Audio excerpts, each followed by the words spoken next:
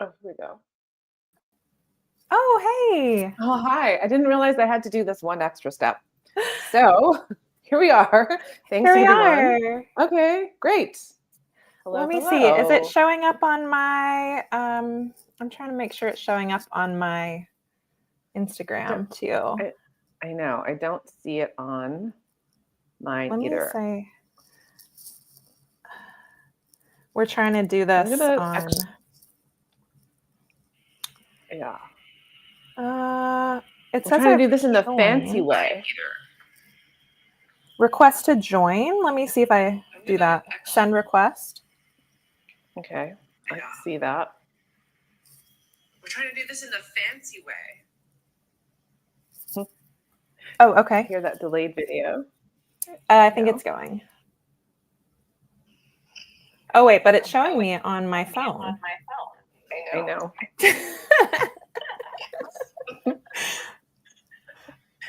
We've got double trouble. Yeah. Yes. What should we do? I don't know. I think we don't have to be live on Instagram together, but I'm not sure.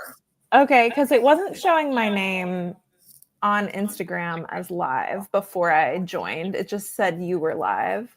But yeah, we're trying to work through some technical stuff, everyone. We could try this. If you turn the volume down on your phone, then we're live in both places. Okay, does that work? SC says they can see us both. Oh, hey, Sue Carey. Can you hear us all right? Well, I turned the phone down on my phone. We're trying to, as Joelle said, do this in a fancy way where it's going to YouTube at the same time through this StreamYard process. Yeah. Oh, hey, Mary. Hi, Mary. Exciting. Okay, great. I'm glad you guys are here and willing to bear with us through this tech thing. We'll see when we're done. Oh, were you speaking? There we go. I can put my phone on my laptop and then I can look the same way. Okay. We will see when it's all over what actually happened. Right. Tinkering is the name of the game here. Yes, it is. Well, however you're joining us in the present on whatever platform or in the future when you're watching it on the replay, welcome. We are both really excited to be here with you today. I am Joelle Henn, and I run a little editorial company called Brooklyn Book Doctor, based in Brooklyn, although I've spent a lot of time all over the world recently. And I run a program called Book Proposal Academy, and Catherine is a graduate of that program who is a model success story from that program. And not only that, but she worked with me for a while as an associate book coach inside of Brooklyn Book Doctor. But today we're here to talk about her debut memoir, which is coming out next week, is it? Oh, yes, next Tuesday. Gosh. Oh my gosh. Super, super exciting. Like years in the making, for various reasons that if you are writing a book, you probably already know about.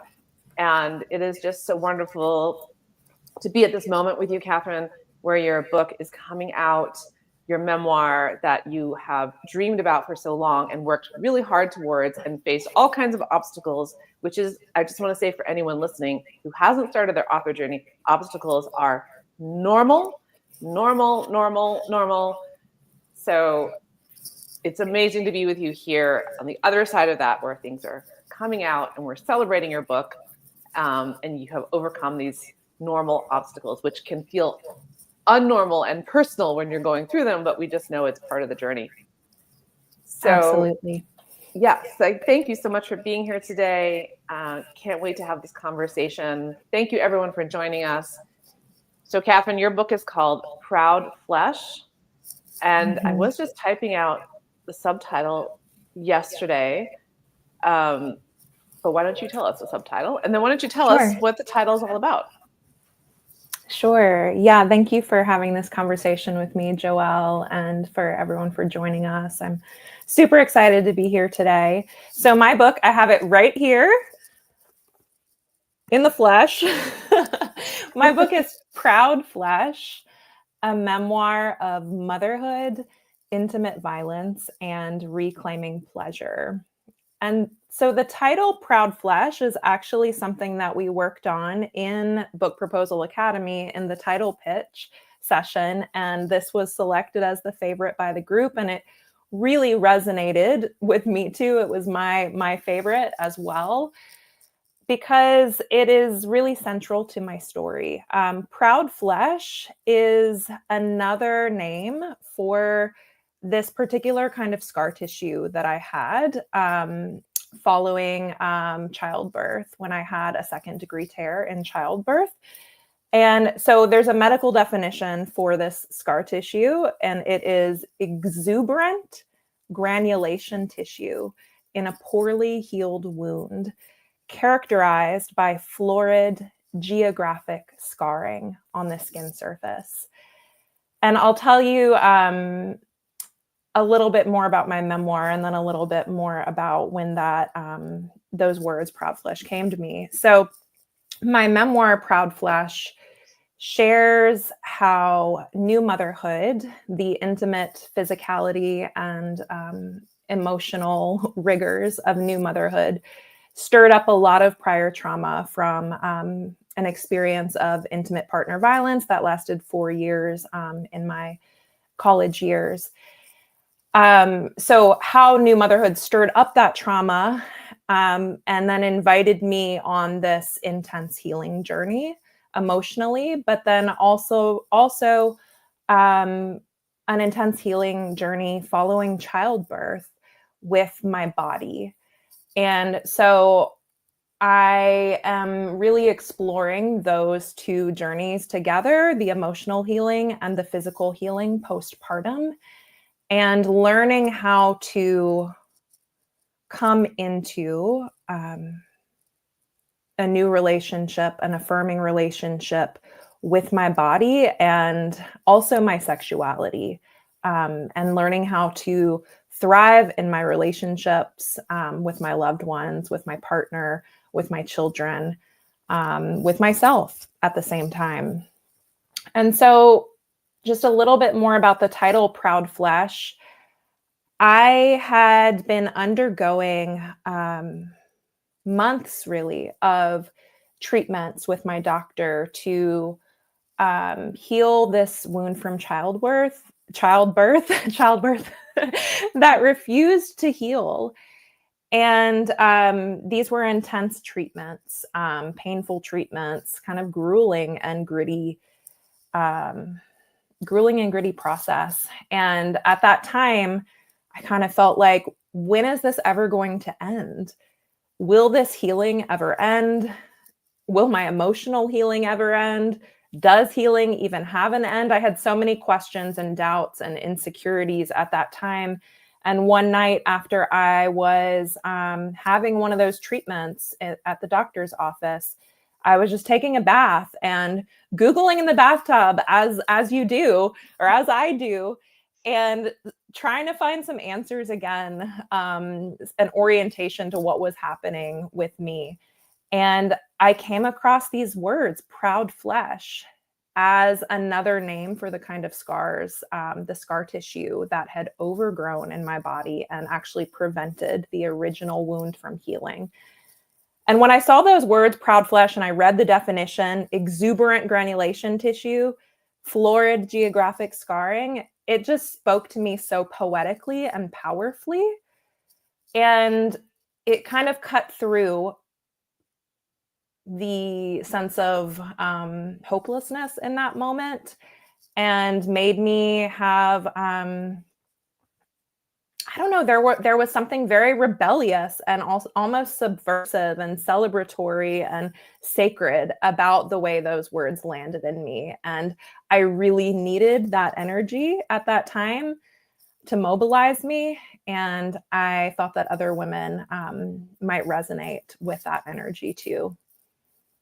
It's such a poetic description. I was struck by that when you read the definition. And I didn't realize that the scientific definition was so descriptive of it. So that's very interesting. And it shows that doing research around something that's very intimate and personal can sometimes expand the field rather than make it clinical or rather than shutting it down or labeling it or boxing it in, that actually it gave you a springboard to talk about it in a way that was really apt for what you were going through and what you wanted to capture in expressing what you were going through. Absolutely, absolutely. And my memoir is not considered a researched memoir. And yet, when we are trying to bring a new energy into a story and an exploratory energy that is really exciting for the reader to experience as well, to not start with a set story that I'm going to share these conclusions with you that I've come to, but to take the reader along with you as you are exploring questions and discovering, that's a really powerful starting place. That is really powerful. And that's part of the art of writing memoir, is realizing that even though you're at a place where you have discovered, you want to take people on the journey that you went through to get there so that they can have the same experience of realization that you did. So we wanted to talk today more about what you've started talking about, which is writing trauma and pleasure in memoir. And you talked a little bit about how just going through the process yourself started giving you ideas for how to name things. And I imagine that the writing, the trauma part, which is something that's very common for people to want to do in memoir, is to write about the trauma because it is a cathartic experience. So my question is, when you started to write, did you have a clear idea that your book would be not only writing about trauma, but also writing about pleasure? Or was that something that was revealed in the writing journey? I love that question. So in the beginning, I actually only wanted to write about pleasure because that was You're like, we're done with that. yeah, that was the new exciting stuff that I was working with. Mhm. And I remember you said something like, sometimes there are parts of your story that feel boring to you because you've already worked through it and it feels like part of the past, but we really need that part, even if at that point the material feels boring to you. So I wanted to write about the pleasure. That's where it began. While I was living the story, I was having these new experiences and insights. And so that was what was fresh for me. And also, where I was at the time, I had an infant and a toddler, and I'd had experiences of being in the bookstore and picking up books about motherhood and opening and looking at the first few pages and closing them right away, like sensing there is something very potent there, but I can't read this right now because it's too intense for what I need. And so I wanted to start with that pleasure piece. But then in the process, I remember you gave me feedback at one point that was, you said that I was using a lot of shorthand to describe the trauma, the abuse that I'd experienced. And you gently encouraged me to give more insight into that story. You said something like, your reader really does need to understand more about that in order to go on this journey with you. And so I started playing with, considering how to share more of that story in a way that felt true, but also contained for my reader. And much later in the process, actually, after I already had an agent, even after we'd sent out the book on submission for the first round, I totally restructured the book to actually create a dual timeline of the past story and the present postpartum story, because I was trying to figure out how to tell that past story in a meaningful way without overloading the current story with a lot of backstory. And I'd found a way, or at least I had an idea for how to tell that story in a contained, rich, exploratory approach, which was that nature came in as a lens for those stories from the past. So I use features of the natural landscape of Mississippi and other places too, such as mosquitoes, kudzu, yazoo clay. I use those as lenses for looking at the past story in a way that allowed me to really bring more oxygen to what I was writing as I was writing it, because I was learning and getting new questions. As I said earlier, new questions like mosquito is the first chapter in that story arc. And as I was reading about mosquitoes, new questions would come up like, wait, is a mosquito a parasite? Or what do we consider that? And so then I started reading about refreshing my memory of like symbiotic relationships and parasitic relationships. And then that gave me a new way to work with that past material, so that I actually had insights in my personal understanding as well. Right. So you had a new relationship with that past material that came to you from the process of writing the book. Exactly. I think this is something that memoir is known for, and yet I think it's also very mysterious to many writers of how does that actually happen. There is the catharsis of writing your story, of course, that just getting it down can be cathartic, but there is a learning and a transformation that happens when you're doing what you're saying, which is allowing yourself to explore an aspect of the story, the lens through nature that you found, that when you do a little bit more exploration allows you to come back into the story from a slightly different perspective and see what happened to you, because this is memoir, with a different lens. And that is such an amazing deepening tool and process in writing that hopefully for everybody here writing memoir or any kind of book, it actually is a surprising transformation of your story as you are writing it. It's a little bit mysterious, definitely based on craft. It's not out there airy-fairy, like you are making moves as a writer, and yet it's also very surprising and satisfying when these kinds of insights come and the direction is revealed that is the most helpful for your story to develop in. Yeah, absolutely. And that makes me think of something else that my agent told me in the writing process as well, which was this was a helpful framework in writing about the trauma.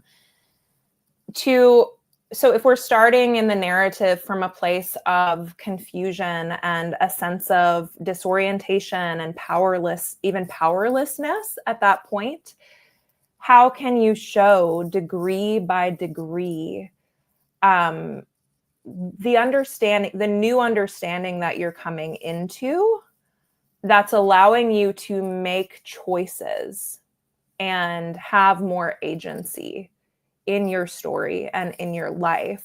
Because it's more interesting to read and travel with a character. And when you're writing memoir, you are writing yourself as a character in some way. It's more interesting to travel with a character who is making choices. And sometimes and the other thing is that she told me this along the way too, you need to leave room for your reader to engage with those choices and come to their own conclusions and understanding about them, which sometimes means leaving room for an interpretation of you that is not glowing. Darn. Yes, because we're all heroes of our own story, right?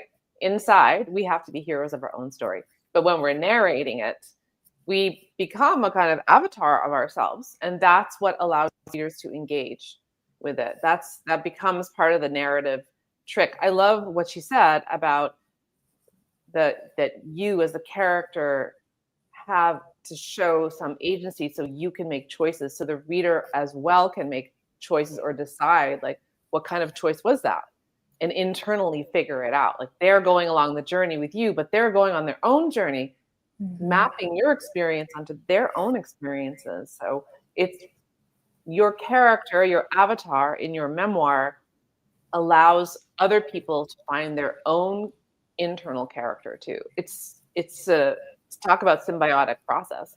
It is kind of like a mirroring journey. That's probably why it feels very cathartic to read memoir.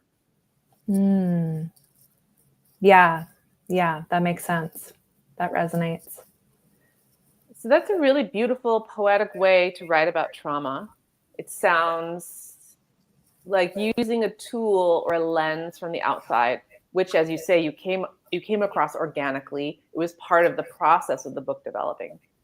But and really, if I might ahead. stop you there for a moment, it came about very organically because I was at home at the time as primary caregiver of my kids, and my toddler at the time was just really into nonfiction books and just wanting me to read facts and facts and facts about dinosaurs and alligators. And he had this one nature book called The Animal Book, actually. It's a beautiful nonfiction book for kids. And the way that they organize the animals in that book is fascinating. And so there'll be like a page just about like kinds of predation or kinds of defenses, kinds of protection. And as I was reading about these different animals to my son, I was thinking, when you're carrying the book with you, you're thinking about the book in the background all the time. And so what I was reading to him spoke to me very directly about what I was writing. And that's how it came in, very organically. Very cool. I love children's books in that way, where it's something that I don't have time to get into deeply, but it's very interesting. I didn't even know I was interested in it. And then boom, some insights, ideas, the mind is sparking. It can be a super creative doorway in. And I think that speaks to, you just never know where your inspiration is going to come from. So as writers or people who are creative, we just don't know. So being open to, like you said, you're living your book, you're thinking all the time, how do I tell this story? And you're not necessarily looking everywhere for a device, but you're open in that way of like really inside the story, inside the process of writing, and what that process is asking of you.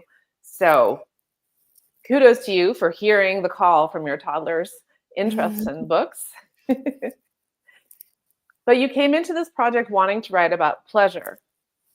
So you came in farther down the journey in your healing and really thinking, you know what, I went through this, I went through multiple things. I went through the initial trauma. I got out of the trauma. I got into a better situation. I had kids, and now I have this other different physical trauma to heal from. And I'm discovering pleasure. So that's what you set about to do. So tell us a little bit about what pleasure is, or how you understood, because it sounds like when we talk about writing, healing, and pleasure, it sounds like there was this opening there was this discovery. What did you discover that pleasure was in your healing journey that you were excited to share about?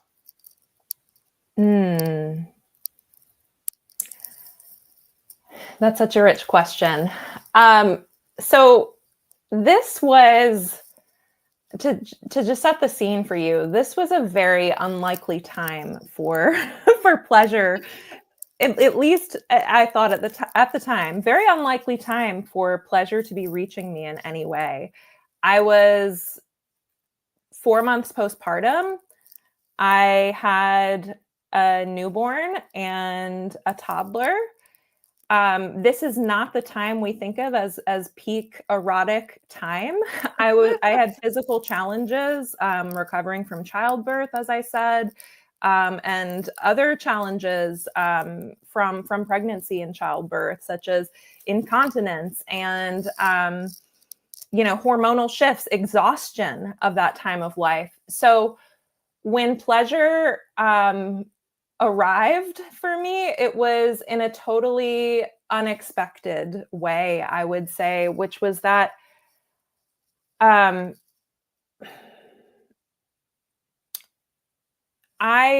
was really struggling with my body during that time, and I was struggling with my past, and I was determined to not have that be the whole story.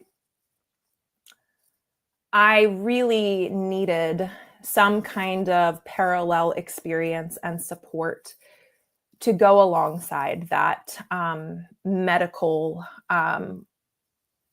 engagement with my body during that time. And it felt like all of my time was earmarked for some kind of healing, whether going to therapy or going to the pelvic floor physical therapist or going to my doctor for these sessions.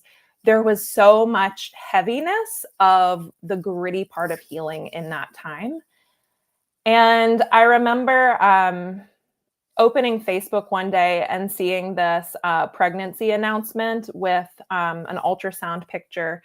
And this friend of mine said, the caption was, Google's "How painful is childbirth?" And I chuckled because, I'd wondered that too. Like, what is the pain like? How do we rate that? And I reflected on how much I prepared for that pain through so many ways. I mean, working with doulas and hypnobirthing and meditation and so many natural comfort measures. And I had that last birth, my first vaginal birth, it was a home birth, and I had a 10.5-pound baby. And so at that point, I couldn't really question my pain tolerance and my capacity to work with pain and even to work with the pain of trauma. I'd spent a lot of time doing that.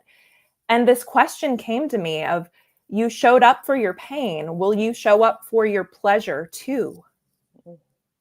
Like, Powerful question. What if I gave half the attention to understanding my pleasure as I have to my pain? And I really needed a win in that moment. And so I very intentionally began pursuing pleasure with the sense that I deserve pleasure. If this body of mine has experienced so much pain and trauma, what if it's possible for me to experience pleasure to the same degree?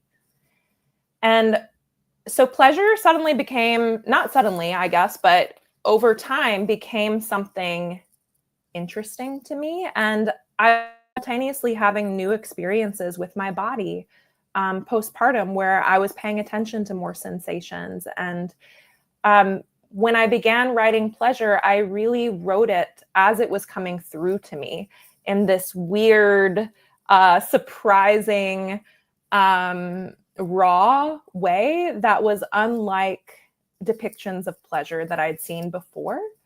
And that was really exciting to me. And in particular, I thought that mothers grappling to make sense of their bodies, whether postpartum or further down the road, or really anyone going through a transition with their body, could find something nourishing here in this experience of pleasure that was coming from within, as from the body of a mother. Not separate or beyond the body that was abused either. I was writing this pleasure and experiencing this pleasure right alongside the pain that I was going through at that time. And that felt really miraculous and tender. And like it could be really meaningful for others on their journey. Yes. Yeah, I love that it came in as an antidote or as a parallel or almost a mystical voice saying, you did this for this hard stuff, but what about pleasure? What about fun? What about the other side of it? And as we know from trauma healing, trauma studies, and the nervous system, that our brain is going to default to the negative. We're going to take care of the negative. It's going to be hyper alert for us. But the pleasure part of it is where actually we can heal, we can become more flexible again, more resilient again. But it's going to be the place that comes second in our instinctive wiring. So pretty amazing. Yeah, go ahead. I will say one more thing about that in sharing this story with the world, in one way, writing pleasure and sharing the stories of pleasure feels more vulnerable than writing and sharing the stories of trauma, because writing trauma comes with a certain amount of respect and compassion for what you've been through, and also more of a precedent, especially for mothers. A writing pleasure can feel tacky or like oversharing or inappropriate. And yet I was having all these transformative experiences and insights, and not that pleasure has to come with those things, but yes, I find that interesting too, that when I think about people reading the book and I'm like, the moments when I feel like that, it's like the pleasure parts of the story. So fascinating. It's like suffering has merit, but pleasure, it's a little suspect. We're not sure what to make about that, especially a mother, where there's definitely still this idea of mothers as being self-sacrificing in every way, sacrificed everything in your life for your children and your family and that kind of thing. But as we know, as a lived experience, not a archetypal experience, actually your pleasure and your resilience as a mother, of course, lifts up your family and shows them, models for them that what life is possible, what's possible in life. So that's very interesting. That's very interesting that pleasure is the more risque subject here. Yeah, I mean, there's more of a threshold for witnessing violence against women and abuse against women in media than, or even sexuality from a male gaze, from a male lens and perspective, of rather than a kind of pleasure coming from within in this creative, messy way. Yes, that is a very profound insight. So that seems like an excellent place to stop. Everyone who's listening live or listening on the recording, if you want to know more about Catherine's story and what does she mean by pleasure, here's her book and beautiful cover, and the links in my bio and in Catherine's bio, of course. The link in my bio leads you to getting a signed copy, signed by Catherine, from her local bookstore in Jackson, Mississippi. We like to support local bookstores. They are super supportive of authors, so we want to support them too. So go to the link in my bio or in Catherine's bio. Catherine is at Unsilenced Women. I'm at Brooklyn Book Doctor. To order your copy. You're still pre-ordering, so you're still on the front wave if you order now. Today. Oh, and you can get a tote bag, actually. Oh, and a tote bag. So there's a link for that through my publisher, a free tote bag if you pre-order. That is super fun. Great. Thanks for adding that. And for me, Joelle, Brooklyn Book Doctor, I have a free webinar on Wednesday. If you are thinking about publishing and you don't know where to start or want to know what's going on in the industry right now that could help you to start, there's a free webinar this Friday. The link is in my bio too. Just sign up. Even if you can't come live, you will get the replay and can help you take your first steps like Catherine did. She really threw her hat in the ring I guess you signed up in late 2019. Mm-hmm. Wow. That's really a time capsule. Yes, Catherine threw her hat in the ring, and that jump-started her journey to where she is today with her beautiful published book by North Atlantic Books. So Catherine, huge congratulations. And thank you so much for coming today and talking to us all. It's so inspiring to hear your story. And I can't wait to see what happens after publication day. Thank you. Thank you so much, Joelle. Your support has really shaped this process for me. And I've met through Brooklyn Book Doctor so many other incredible people and incredible authors who are now a very real part of my community that has sustained me through this process. So thank you for this conversation today, for making the time. Thank you. I just want to say hi to Mary Gray in Italy, Catherine's Hey, sister-in-law, Mary. and also in Book Proposal Academy right now, working on her book dreams as well. So hi, Mary. Glad you could come today. And thanks, everyone, for coming, whether you're live or on the recording. Feel free to reach out if you have questions for us. Pre-order Catherine's book or order it, and come join me in Brooklyn Book Doctor. All right, everyone. Bye. Bye. Thank you. Bye. Okay. As well. So hi, Mary.